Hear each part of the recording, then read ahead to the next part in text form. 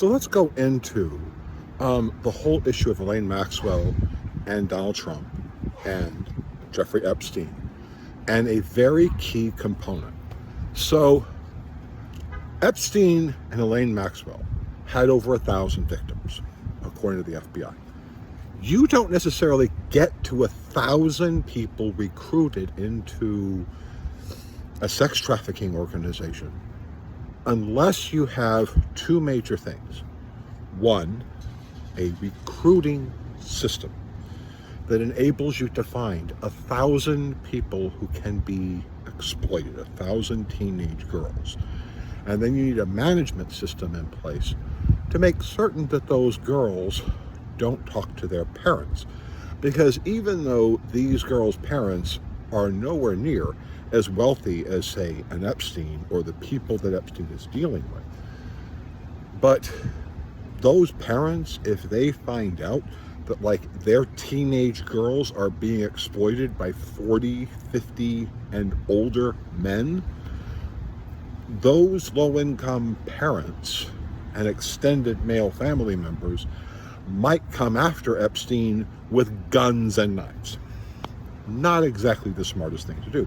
So you have to keep that control. So let's deal with recruiting.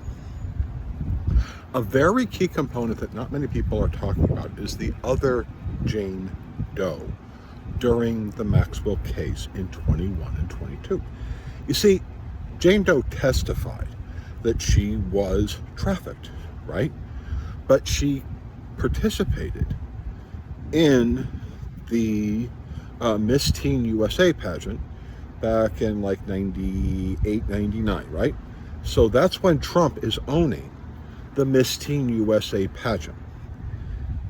Now, when you deal with the Miss Teen USA pageant, by the time most people watch it, right, it's at the last stage. That's when it was on the TV, and you had the 50 girls, one from each state.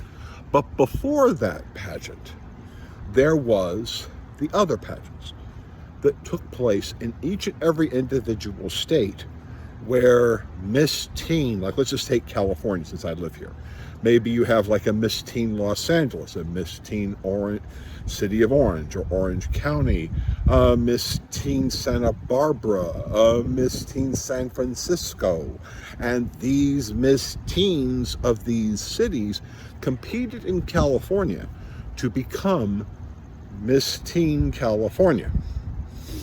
This happens in all 50 states leading up to Miss Teen USA, right? And that's the person who gets like these huge benefits, all this college money and all kinds of stuff, right, to get there.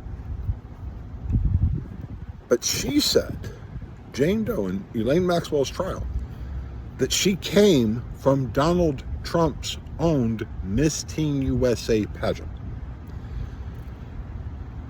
And this Trump owned from 1996 till 2015. That means from 1996 till he lost his friendship with Epstein, which is 2007, let's just say.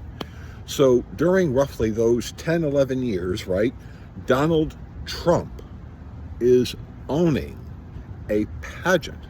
Now you have to think now from the position of, okay, recruitment.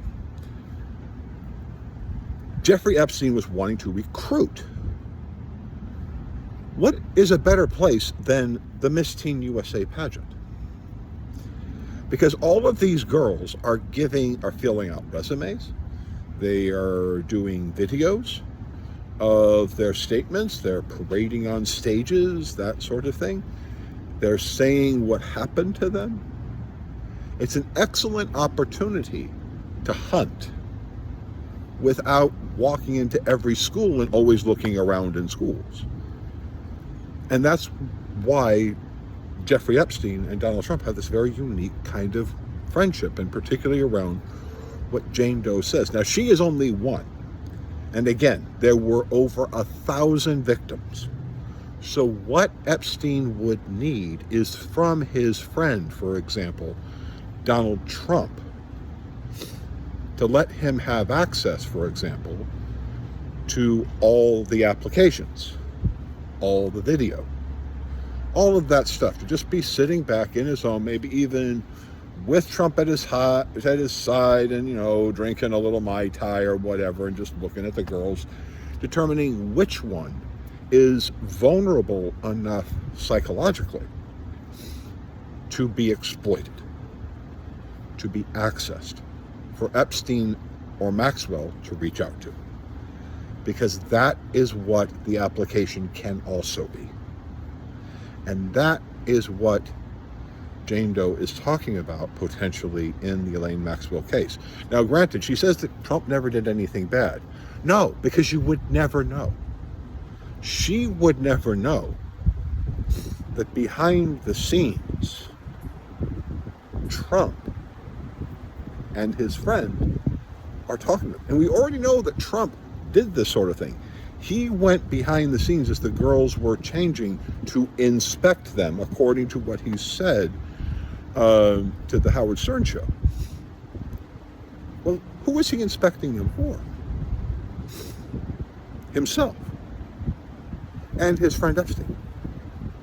Now, that's not the only place where you might, if you are an Epstein and you're looking, or a Maxwell, and you are looking actively for 1,000+ girls to enter into your trafficking system.